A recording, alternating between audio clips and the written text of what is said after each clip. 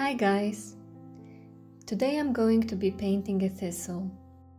This is one of the wildflowers that is currently in full bloom in the area where I live. Seeing it on my walks inspired me to give it a go in painting it.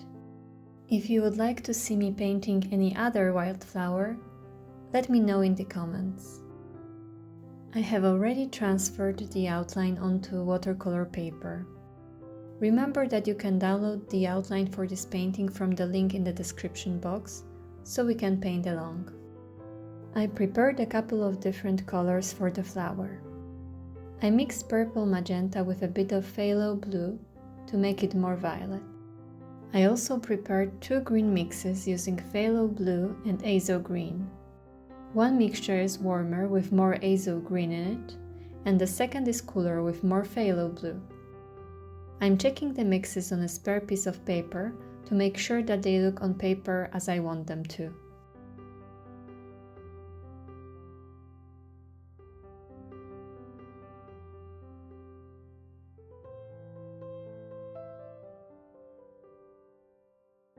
Before I start painting, I'm erasing some of the outline with a kneaded eraser, so it won't be as visible when I finish.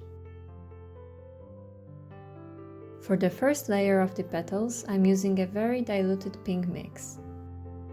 To paint the little petals of the thistle, I'm flicking the brush outwards from the edges of the shape, going around to create a squashed oval with the tips of the petals. Remember to make the petals pointing towards you shorter to make them more realistic. I'm leaving some white spaces between the petals to make the shape look less bulky. Feel free to move the paper around to make it easier to paint these lines pointing in different directions. Since I taped down the paper for the video, I had to position my hand at different angles, but it is less comfortable. I'm painting the second flower in the same way. Since this one is seen more from the bottom, all the petals go up and away from us. On the edges of the flower shape, I'm also adding a couple of shorter strokes that are not connected to other petals. They look like petals peeking from behind the other ones, and to my eyes, the flower looks more dynamic with them.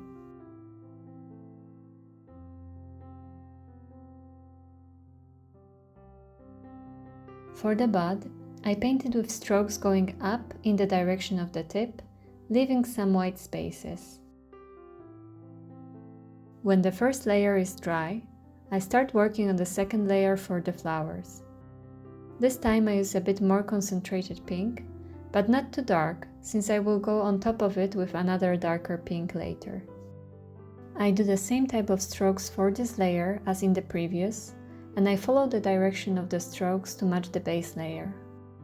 But this time, I keep my strokes inside the lighter pink layer and mostly on the bottom half of the flower. With this layer, I want to create a sense of shadow and form. Some parts of each petal I leave lighter and some darker. I add a couple of shorter strokes towards the top, leaving lighter pink around. I follow the same steps for the second flower, concentrating the strokes on the bottom part of the flower where the shadow would be.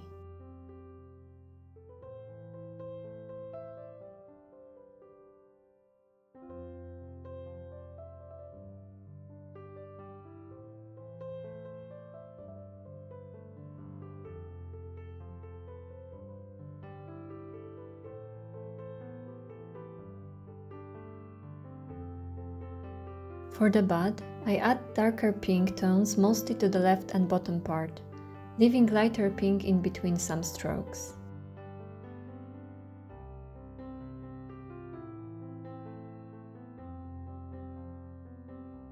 When this layer is dry, I follow with the darkest, most concentrated pink layer.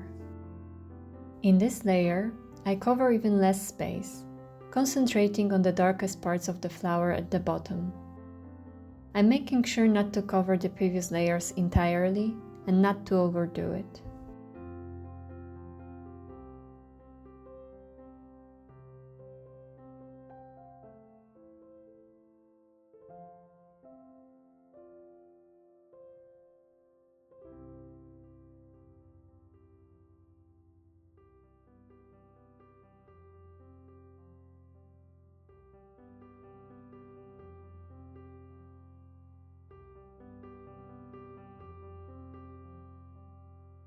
I follow the same steps for the second flower.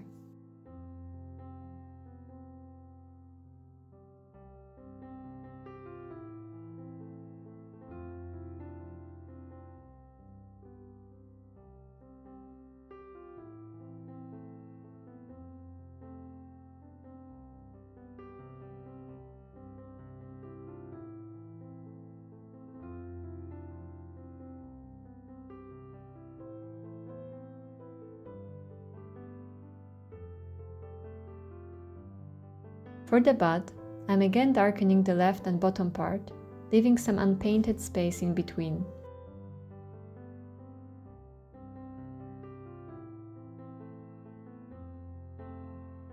I'm painting the green part of the thistle below the petals with green gold.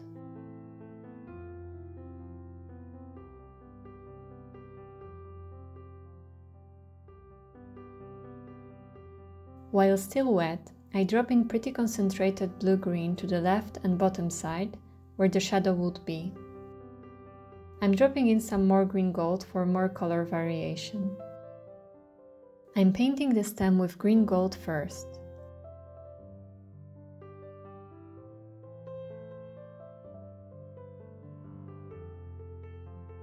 While still wet, I'm dropping in blue-green towards the tip and the end of the stem. I let the paint bleed to the previously painted green part of the flower. I decided to lighten the right side of the first flower by dropping in some clean water, so it pushes out the wet paint. I don't worry about the blooms or cauliflowers that may be created this way. They will add more texture to the flower, which I want. And also I will go over it later with more detail, which will cover most of the shape. I continue on the second flower the same way, first painting the entire shape with green gold, then dropping in blue-green to the bottom and right side, and painting the stem with green gold and dropping in blue-green towards the top and bottom.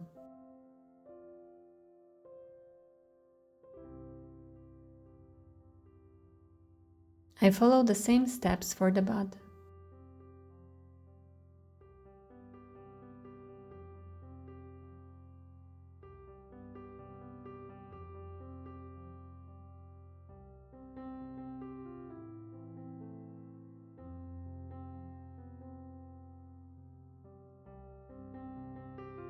I'm dropping in clean water on the left side to lighten this part.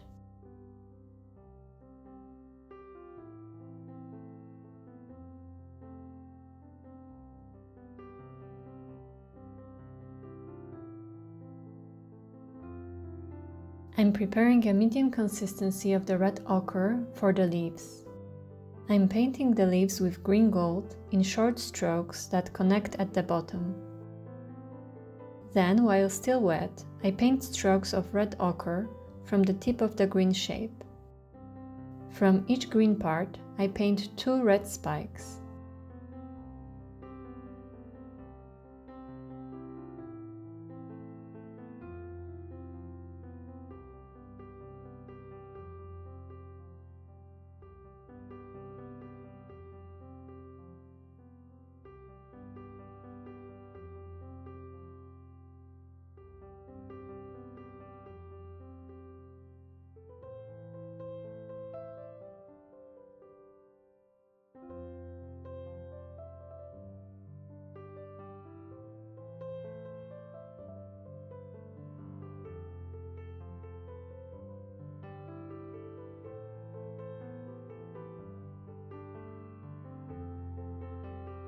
I'm painting the spikes on the green part below the petals with a mixture of warm and cool green. I add them on all the flowers and the bud.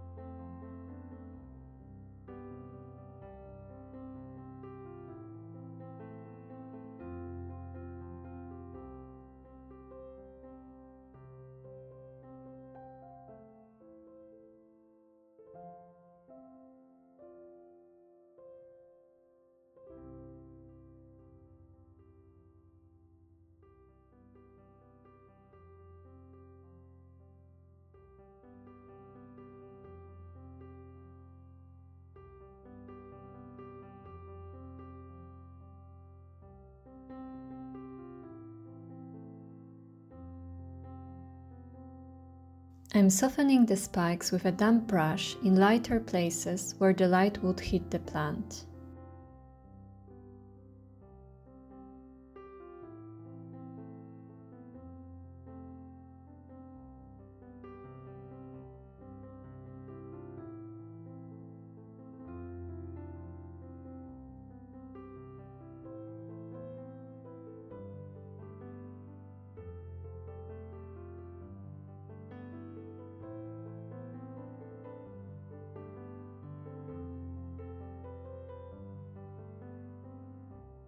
I'm also adding little green hairs all over the stems and leaves.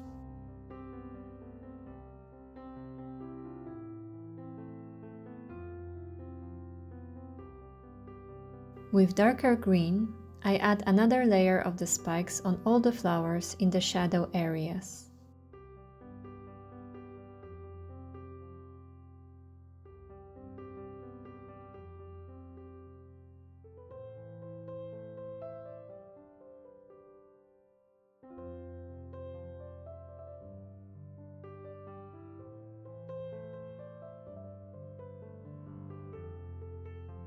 Finally, with red ochre, I'm painting red tips on some of the spikes.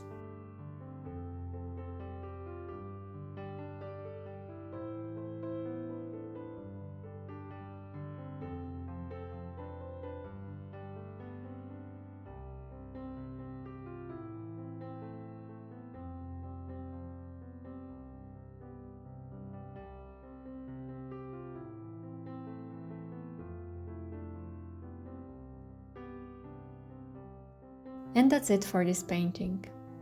If you guys enjoyed this video, please consider subscribing for more content like this. As always, the list of the tools and the link to the black and white outline will be in the description box. If you guys are still here, thank you so much for watching till the end and painting with me. If you would like to paint some more, check out one of these videos. See you guys in the next one. Bye!